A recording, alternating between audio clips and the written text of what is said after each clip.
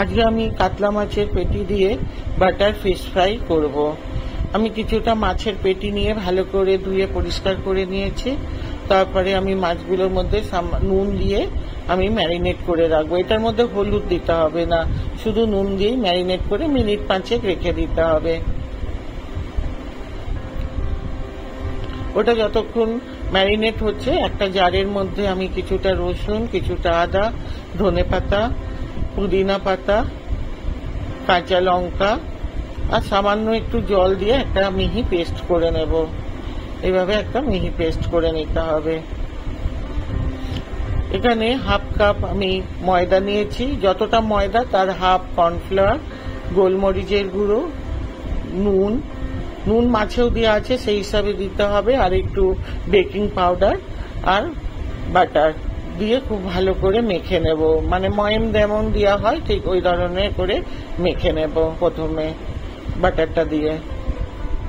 তারপরে অল্প অল্প জল মিলাবো, একসাথে জলটা দেব না, কেন এই ব্যাটারটা না গাঢ় হবে না বেশি পাতলা হবে, সেই জন্য অল্প অল্প করে জল দিয়ে মাখতে হবে। নিয়ে এইভাবে খুব ভালো করে ফেটিয়ে নেবো। যত ফেটানো হবে মাছগুলো তাহলে খুব সুন্দর ফুলবে। এইভাবে আবার জল মিলিয়ে আবার একটু ফেটিয়ে নিচ্ছি।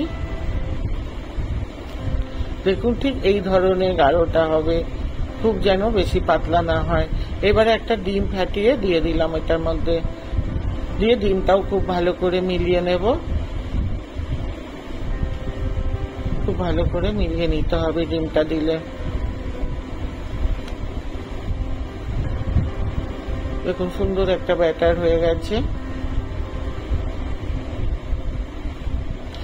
এবারে তেলের মধ্যে আমি মাছগুলো যে নুন মাখিয়ে রেখেছিলাম সেই মাছগুলো ভেজে নিতে হবে।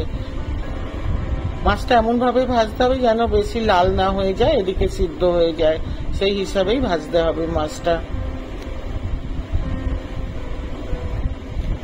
এবার মাছগুলো ভেজে নিয়েছি। নেওয়ার পর একটু ঠান্ডা হওয়ার পর মাছের ওপরে চামড়াটা ফেলে দেবো। বেশি গরম গরম করতে গেলে কি মাছটা ভেঙে যাওয়ার ভয় থাকে, সেই জন্য একটু ঠান্ডা হওয়ার পর। আর মাছে দেখবেন এইভাবে কাঁটাগুলো হাত দিলেই বোঝা যাবে কোথায় কোথায় কাঁটা আছে, নিয়ে প্রত্যেকটা মাছ থেকে কাঁটাগুলো বের করে দিতে হবে। এবার যে পেস্টটা করে রেখেছিলাম সেই পেস্টগুলো মাছের মধ্যে দিয়ে দেব, আর একটু করে লেবুর রস দিয়ে দেব, দিয়ে খুব ভালো করে মাখিয়ে রেখে দেব। এই মাছটার মধ্যে যতক্ষণ ম্যারিনেট করে রাখতে পারবেন বেশি স্বাদ হবে, মশলাটা পুরো মাছের মধ্যে ঢুকে যাবে। যদি বেশিক্ষণ টাইমে করে রাখেন তাহলে একটু ফ্রিজে রাখবেন। এবারে ওই তেলের মধ্যে আর একটু বেশি করে তেল দিয়ে দিলাম, কেন এটা ডুবো তেলে ভাজতে হবে। এইভাবে মাছগুলোকে দিয়ে দেব, দিয়ে এদিক ওদিক করে ভেজে নেব। প্রথমে তেলটা ভালো করে গরম করার পর একটু আঁচটা কম করে দিতে হবে। মাছ প্রথম থেকে ভাজাই আছে, বেশি সিদ্ধ হতে টাইম লাগবে না, তবু হালকা আছে বানালে কি ক্রিপসিটা বেশি হয়, ওপর দিকটা তাহলে বেশ মচমচে ভাব হয়। এইভাবে প্রত্যেকটা মাছ ভেজে নেব। এইভাবে বানিয়ে দেখবেন, যদি বানিয়ে দেখেন ভালো লাগছে আমাকে কমেন্টে জানাবেন। এইভাবে বানিয়ে দেখুন সুন্দর একটা কালার এসেছে মাছে। নিয়ে মাছগুলো উঠিয়ে নিয়েছি, দেখুন ভাজার পর ঠিক এই ধরনের হয়েছে। এটা কাসুন্দি বা টমেটো সস এইভাবে পরিবেশন করব।